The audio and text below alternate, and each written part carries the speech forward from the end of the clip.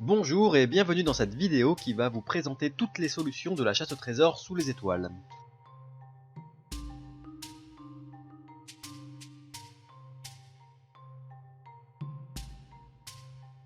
Sous les étoiles est une bande dessinée réalisée à l'aquarelle dans laquelle j'ai dissimulé des énigmes. Alors il est possible de lire une première fois la bande dessinée sans apercevoir le moindre élément d'énigme, mais on ne peut échapper aux deux dernières pages qui vont amorcer la chasse au trésor. Sur la page de gauche, un texte doit être lu dans un miroir. La légende raconte que dans le ciel d'Autun, il y a fort longtemps, existait un oiseau flamboyant. Majestueux et cupide, il avait construit son nid sur un trésor enfoui. On comprend donc que le trésor est enterré sous le nid d'un oiseau. Sur la page de droite est dessinée une carte au trésor où figure Autun, avec une information notée tout en haut. Un trésor est enterré à moins de 10 km d'Autun. Et tout en bas, une autre information écrite à l'envers cette fois. Les orbites du crâne sont désespérément vides. Alors cette phrase fait référence au crâne présent sur la carte au trésor évidemment, mais son sens ne sera compris qu'à la fin du jeu. Il fallait ensuite relire la bande dessinée et chercher les éléments d'énigme. On remarquait alors qu'une lettre par page était soulignée. Sur la première page, un D. Sur la deuxième, un U. Sur la troisième, un S, etc. etc. Mises bout à bout dans l'ordre chronologique de la bande dessinée, ces lettres forment une phrase. Du sommet de la point d'interrogation, le phénix s'envole pour rejoindre son nid à point d'interrogation, battement d'aile de là. Le phénix fait référence à l'oiseau flamboyant vu dans la légende précédente, et on devine donc que le trésor est enterré sous son nid. Cette phrase est incomplète, et on devine qu'il faut remplacer les points d'interrogation par des mots, le premier par un lieu féminin, d'où le phénix s'envole, et le deuxième par un nombre, qui nous donnera le nombre de battements d'aile. Cette phrase est donc utile dans un premier temps car elle nous donne une information sur les éléments qu'on doit trouver, un lieu et un nombre. Et on pouvait pousser l'analyse un peu plus loin. Est-ce qu'une fois ce lieu et ce nombre trouvés, je serai en capacité de localiser précisément le trésor? Alors mettons que ce lieu soit le point A. La première difficulté vient du fait qu'on ne connaît pas la longueur d'un battement d'aile. Et quand bien même on la connaîtrait, il nous faudrait encore savoir dans quelle direction le phénix s'est envolé pour retrouver précisément son nid. Il semble donc que cette phrase, une fois complétée, est encore insuffisante pour localiser le trésor. Il faudrait, en plus du lieu et du nombre, trouver d'autres éléments comme la longueur d'un battement d'aile et une direction par exemple. Mais il existe une autre hypothèse, plus élégante car elle permet à cette phrase d'être suffisante pour localiser le trésor. Si le phénix n'a pas fait qu'un vol, mais 3 vols, en partant à chaque fois du sommet d'un lieu différent, A, B et C, nous verrons qu'il est géométriquement possible de connaître précisément la position du nid, sans connaître la longueur d'un battement d'aile et sans savoir dans quelle direction s'est envolé l'oiseau. Nous allons voir maintenant que les énigmes étaient divisées en 3 chemins, chacun d'entre eux nous amenant à découvrir un lieu et un nombre. L'un des chemins débute par ce petit symbole, une sorte de spirale carrée, qu'on retrouve en 2 endroits de la BD. Une fois sur l'échiquier, et 3 pages plus loin, sur le cinéma. Ce symbole met donc en relation la case de l'échiquier avec la case des affiches de cinéma. Or, il y a un point commun entre l'échiquier et les affiches de cinéma. Le premier possède 64 cases, et on pouvait compter 64 caractères écrits sur les affiches de cinéma. Nous avons alors d'un côté une grille de 64 cases, et de l'autre 64 caractères. Il faut, pour continuer, placer les 64 caractères dans la grille. Pour cela, la spirale carrée, qui se superpose parfaitement avec l'échiquier, nous donne la marche à suivre. Sam évalue Léa, Olé 3 août, Nectar d'or obscur, 5e diligence, Château 2, Flambée, A, E. Reportons maintenant dans notre grille les pièces d'échecs comme elles sont placées dans la bande dessinée. Si nous lisons uniquement les lettres qui figurent sur des cases où une pièce est présente, toujours en suivant l'ordre donné par la spirale, cela donne « Salut là le 3 octobre dicta Fabre ». Alors qui doit-on saluer le 3 octobre? Si on prend un calendrier et qu'on regarde au 3 octobre, on voit que c'est la fête des Gérards et on n'est pas plus avancé. Mais la phrase fait référence à un certain Fabre. Et si on remarque l'églantine dessinée à côté de l'échiquier, dans le but de nous aiguiller, on trouve facilement qu'il s'agit du célèbre Philippe-François Nazaire Fabre, dit Fabre d'Églantine, qui participa à la réalisation du calendrier révolutionnaire. Dans ce calendrier, à chaque jour de l'année, est mis à l'honneur non pas le nom d'un saint, mais le nom d'un fruit, d'un légume, d'une fleur, d'un animal, etc. Le 3 octobre, qui correspond au 12 vendémiaire dans le calendrier révolutionnaire, met à l'honneur une fleur, l'immortelle. Immortelle est une plante, mais quelques recherches nous apprennent que ce terme est également le nom donné à un film, à une série télé et, tiens, une partie d'échecs célèbre. Cette partie, jouée en 1851 au tournoi de Londres, opposa le grand maître Adolf Anderssen et Lionel Kieseritzky. Il s'agit d'une partie absolument remarquable dans laquelle les Blancs vont sacrifier toutes leurs pièces principales, la dame, les 2 tours et même un fou, pour construire une attaque imparable. Voici comment cette partie commence.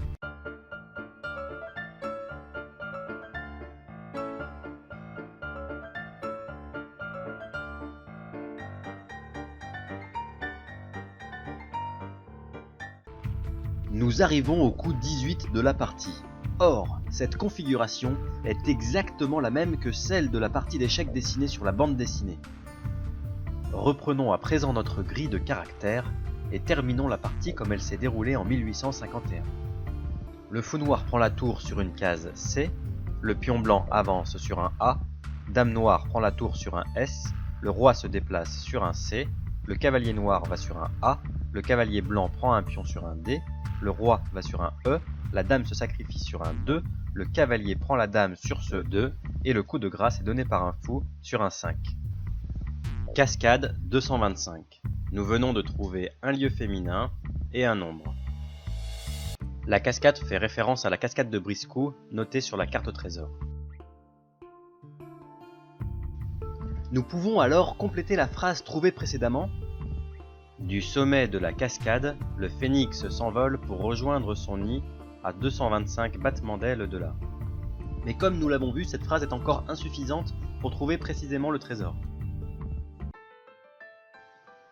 Pour commencer le deuxième chemin d'énigme, il faut remarquer les nombreuses petites étoiles à 5, 6, 7 ou 8 branches dispersées un peu partout dans la bande dessinée. Il y en a au total 67. La première étape consiste à rassembler toutes les étoiles sur une même page à l'aide d'un papier calque en respectant leur position originale. Les étoiles ainsi rassemblées dessinent une constellation. Pyramide.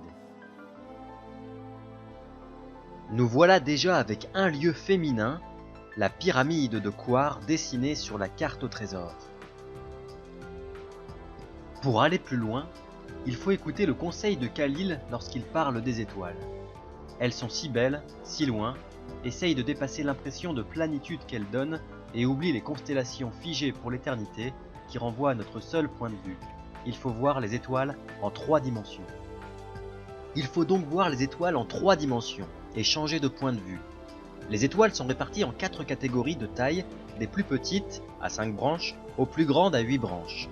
On peut donc imaginer 4 niveaux de profondeur, avec les petites étoiles placées loin de nous et les plus grosses proches de nous. En déplaçant notre point de vue de 90 degrés vers le bas, une nouvelle constellation apparaît.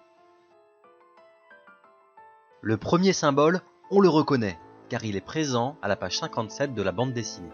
Et les 2 lettres H et Z nous invitent à trouver une fréquence en Hertz. La fréquence du cri de la ouivre.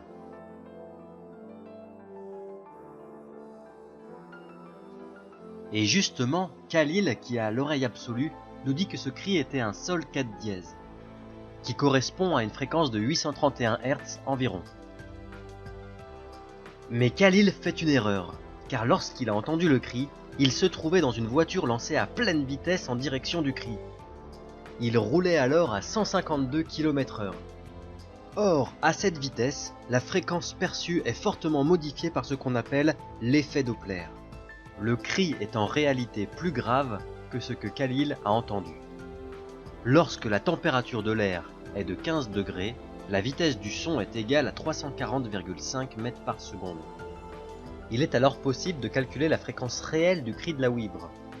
Cette fréquence est égale à la fréquence perçue par Khalil, multipliée par la vitesse du son, et divisée par la somme de la vitesse du son et de la vitesse de la voiture, ce qui nous donne une fréquence de 739 Hz environ. Nous voilà donc en possession d'un nouveau couple d'éléments composé d'un lieu féminin, pyramide, et d'un nombre 739. Du sommet de la pyramide, le phénix s'envole pour rejoindre son nid à 739 battements d'ailes de là. Le troisième et dernier chemin débute par les 10 chiffres romains disposés au bas de certaines cases de la bande dessinée. Pour chaque chiffre romain, il faut compter le nombre de mots correspondants dans la case et retenir le dernier. Par exemple ici nous avons le chiffre 9, nous comptons 1, 2, 3, 4, 5, 6, 7, 8, 9 et nous retenons le mot effleurement. Lus dans l'ordre chronologique de la bande dessinée, ces mots forment une phrase. Guidez habilement ces nobles mains et admirez l'illustre effleurement. Mais si ces mots sont placés de haut en bas comme ils apparaissent dans la bande dessinée, alors ils révèlent autre chose. Les premières lettres forment un mot, Michel-Ange. Des nobles mains, un illustre effleurement, Michel-Ange, il n'en faut pas moins pour nous évoquer la célèbre fresque de la création d'Adam, peinte par Michel-Ange, qui trône sur la voûte du plafond de la chapelle Sixtine dans la cité du Vatican. Il se trouve que les bras de cette célèbre fresque se sont introduits dans la bande dessinée d'une manière détournée. Le premier à la page 7 et le deuxième à la page 27. Les deux cases les voici. Pour admirer l'illustre effleurement, il faut guider ses nobles mains. Pour cela, on découpe et on colle.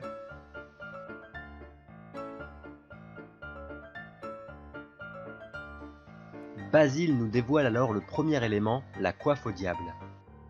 La coiffe au diable est un lieu-dit près d'Autun, dont le sommet est marqué par une borne. Ce sommet est d'ailleurs représenté sur la carte au trésor. Nous avons un lieu féminin, il nous manque donc un nombre. Intéressons-nous maintenant à la anse de la chope. Elle fait face au miroir et il est donc naturel de faire apparaître son reflet. Le symbole obtenu n'est autre que la représentation ancienne du chiffre romain 1000. Par ailleurs, ce symbole est encore utilisé de nos jours dans le domaine de l'informatique, Unicode 2180, caractère qui porte le nom de chiffre romain 1000. Nous pouvons donc compléter une troisième fois la phrase « Du sommet de la coiffe au diable, le phénix s'envole pour rejoindre son nid à 1000 battements d'ailes de là. » Nous arrivons au terme des 3 chemins d'énigmes et nous avons récolté 3 lieux associés à 3 distances sans unité. Nous localisons sur la carte au trésor les sommets de la pyramide, de la cascade et de la coiffe au diable. Nous ignorons la valeur d'un battement d'aile, mais nous connaissons les rapports entre les distances. Nous savons par exemple que la cascade se trouve beaucoup plus près du trésor que la pyramide ou la coiffe au diable. Plus précisément, le trésor se trouve 4,4 fois plus loin de la coiffe au diable que de la cascade. On peut démontrer que l'ensemble des points qui vérifient cette propriété se trouve sur ce cercle. Cela signifie que le nid du phénix est quelque part sur ce cercle. D'autre part, le trésor se trouve 3,3 fois plus loin de la pyramide que de la cascade. L'ensemble des points qui vérifient cette propriété se trouve sur un autre cercle. Enfin, le trésor se trouve 1,4 fois plus loin de la coiffe au diable que de la pyramide. L'ensemble des points qui vérifient cette propriété se trouve sur un troisième cercle. Dernière étape, l'intersection des 3 cercles nous révèle la position du trésor. On remarque qu'il y a 2 points d'intersection, mais le plus au sud est placé dans une orbite du crâne. On se rappelle alors la mise en garde, les orbites du crâne sont désespérément vides. On en déduit que le nid du phénix se trouve sur le point d'intersection le plus au nord.